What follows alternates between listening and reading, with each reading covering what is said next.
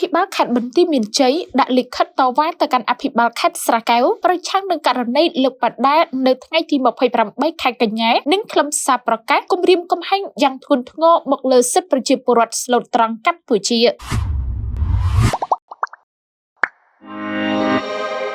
អាយដាមអ៊ុំរីត្រីអភិបាលនៃគណៈអភិបាលខេត្តបន្ទាយមានជ័យនៃព្រះរាជាណាចក្រកម្ពុជាបានដាក់លិខិតតវ៉ាទៅកាន់អភិបាលខេត្តស្រះកែវនៃព្រះរាជាណាចក្រថៃប្រឆាំងនឹងករណីរដ្ឋបាលខេត្តស្រះកែវលើកបដានៅថ្ងៃទី28ខែកញ្ញាឆ្នាំ2025ដោយមានខ្លឹមសារប្រកាសអនុវត្តច្បាប់ក្នុងស្រុកថៃលើប្រជាពលរដ្ឋកម្ពុជារស់នៅក្នុងភូមិជោគជ័យនិងភូមិព្រៃច័ន្ទឃុំអូ3ជាន់ស្រុកអូជ្រៅខេត្តបន្ទាយមានជ័យក្នុងលិខិតរបស់អាយដាមអ៊ុំរីត្រីអភិបាលខេត្តបន្ទាយមានជ័យចុះថ្ងៃទី28ខែកញ្ញាឆ្នាំ2025មានខ្លឹមសារបញ្ជាក់ថាខ្ញុំសូមគោរពជម្រាបជូនអាយដាមអភិបាលខេត្តស្រះកែវនៃព្រះរាជាណាចក្រថៃជ្រាបថាកាលពីថ្ងៃទី28ខែកញ្ញាឆ្នាំ2025រដ្ឋបាលខេត្តស្រះកែវបានលើកបដាដោយមានខ្លឹមសារស្ដីពីការអនុវត្តច្បាប់ក្នុងស្រុកថៃលើប្រជាពលរដ្ឋកម្ពុជារស់នៅក្នុងភូមិជោគជ័យនិងភូមិព្រៃច័ន្ទឃុំអូ3ជាន់ស្រុកអូជ្រៅខេត្តបន្ទាយមានជ័យក្នុងនាមរដ្ឋបាលខេត្តខ្ញុំសូមតវ៉ាប្រឆាំងដាច់អហង្ការចំពោះសកម្មភាពនេះដូចខាងក្រោមសកម្មភាពដដែលនៃការលើកបដានិងខ្លឹមសារប្រកាសខាងលើនេះជាការគំរាមកំហែងយ៉ាងធ្ងន់ធ្ងរមកលើសិទ្ធិប្រជាពលរដ្ឋស្លូតត្រង់កម្ពុជាដែលបានកំពុងរស់នៅអាស្រ័យផលក្នុងភូមិទាំងពីរនេះតាំងពីយូរយារណាស់មកហើយគឺមុនពេលអនុស្សារណៈនៃការយោគយល់គ្នាស្ដីពីការវាស់វែងនិងខណ្ឌសីមាព្រំដែនគោកកម្ពុជាថៃចូលជាធរមានទន្ទឹមនេះរដ្ឋបាលខេត្តបន្ទាយមានជ័យសូមបញ្ជាក់ជូនថារដ្ឋបាលខេត្តស្រះកែវមិនមានសមត្ថកិច្ចកំណត់ព្រំដែននិងអនុវត្តច្បាប់ក្នុងស្រុកថៃរបស់ខ្លួនមកលើសហគមន៍កម្ពុជាដែលបាននឹងកំពុងរស់នៅនិងអាស្រ័យផលក្នុងតំបន់មិនទាន់មានការកំណត់ខណ្ឌសីមាព្រំដែនរួចរាល់នោះទេយោងតាមអនុស្សារណៈនៃការយោគយល់គ្នា MOU 2000កំណត់ហេតុកិច្ចប្រជុំពិសេសគណៈកម្មាធិការព្រំដែនទូទៅកម្ពុជាថៃហៅកាត់ GBC កាលពីថ្ងៃទី10ខែកញ្ញាឆ្នាំ2025ភាគីទាំងសងខាងបានឯកភាពរក្សាស្ថានភាពដដែលរហូតដល់ការងារខណ្ឌសីមាព្រំដែនត្រូវបានបញ្ចប់សកម្មភាពឯកតោភាគីដដែលខាងលើគឺជាការបង្កហេតុដែលនាំឲ្យមានភាពតានតឹងកើនឡើងនៅតំបន់ដែលកំពុងមានជម្លោះនិងជាការបំពានលើកិច្ចព្រមព្រៀងបទឈប់បាញ់ថ្ងៃទី28ខែកក្កដាឆ្នាំ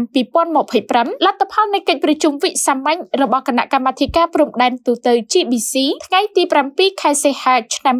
2025និងលទ្ធផលនៃកិច្ចប្រជុំវិសាមញ្ញគណៈកម្មាធិការព្រំដែនថ្នាក់យុទ្ធភូមិភាគ RBC ព្រមទាំងការរំលោភបំពានយ៉ាងជាក់ស្ដែងលើកំណត់ហេតុកិច្ចប្រជុំពិសេសលើកទី1របស់គណៈកម្មាធិការព្រំដែនទូទៅ GBC នាថ្ងៃទី10ខែកញ្ញាឆ្នាំ2025ដែលភាគីទាំងពីរបានឯកភាពគ្នាក្នុងការទប់ស្កាត់រាល់សកម្មភាពដែលធ្វើឲ្យខូចដល់ការជឿទុកចិត្តគ្នាទៅវិញទៅមកបង្កឲ្យមានការយល់ច្រឡំបង្កើនភាពតានតឹងនៅតាមព្រំដែនឬពង្រីកវិសាលភាពនិងទំហំនៃជម្លោះជាពិសេសរំលោភចំណុច8នៃកំណត់ហេតុកិច្ចប្រជុំពិសេស GBC លើកទី1ដែលភាគីទាំងពីរបានព្រមព្រៀងគ្នាដូចតទៅនេះចំណុច 8.1 ពាក់ព័ន្ធនឹងឧបទ្ទវហេតុនៅក្នុងតំបន់ភូមិជោគជ័យឃុំអូ3ជាន់ស្រុកអូជ្រៅខេត្តបន្ទាយមានជ័យព្រះរាជាណាចក្រកម្ពុជាទល់មុខភូមិនងច័ន្ទស្រុកហុកស៊ុងខេត្តស្រះកែវព្រះរាជាណាចក្រថៃភាគីទាំងពីរបានព្រមព្រៀងគ្នាដូចតទៅនេះចំណុច 8.1.1 ភាគីទាំងពីរបានទទួលស្គាល់ថាគណៈកម្មការចម្រុះព្រំដែន GBC ជាយន្តការដោះស្រាយបញ្ហាដែលទាក់ទងនឹងការវាស់វែងរួមនិងខណ្ឌសីមាព្រំដែនព្រមទាំងបានឯកភាពដាក់បញ្ហានេះជារបៀបវិរៈអតិភិបនៅកិច្ចប្រជុំបន្ទាប់នៃគណៈកម្មការចម្រុះព្រំដែន GBC ចំណុច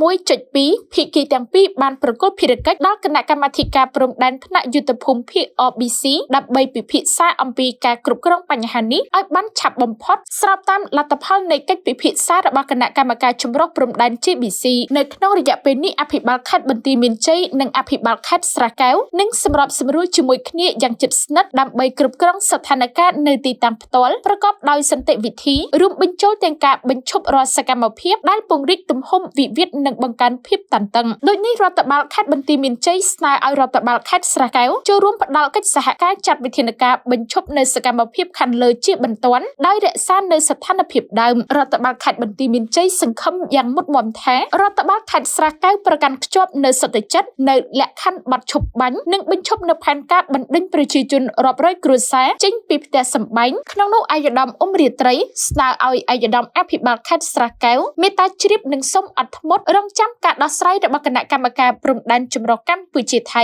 ធ្វើការបញ្ចប់លើកិច្ចការខណ្ឌសីមាព្រំដែន